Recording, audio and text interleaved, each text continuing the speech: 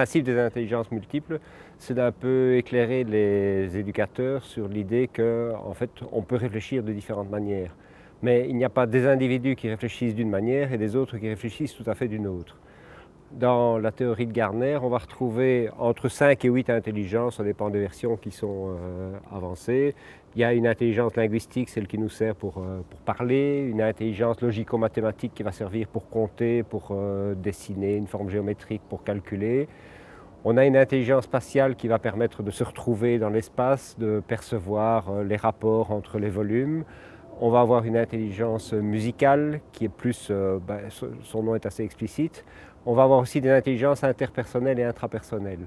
Alors il est évident qu'un individu ne se contente pas dans sa vie de tous les jours à dire maintenant je ne fais que parler, forcément il va parler à quelqu'un, donc il va utiliser son intelligence interpersonnelle qui va le mettre en relation.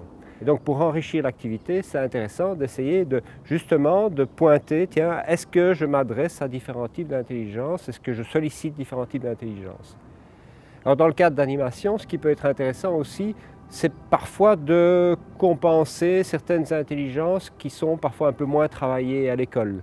Je pense par exemple à l'intelligence spatiale qui est souvent abordée de manière relativement abstraite vu les contraintes du contexte scolaire.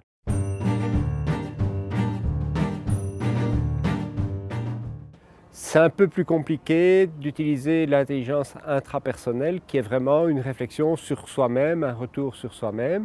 Maintenant, quand on entend que le patrimoine, c'est parfois s'interroger sur d'où on vient, c'est aussi une manière de réfléchir au niveau de qui on est, de son identité. Et pourquoi pas le travailler en travaillant sur le patrimoine. Moi, je pense qu'il serait intéressant aussi de travailler. Je vais un peu simplifier les choses.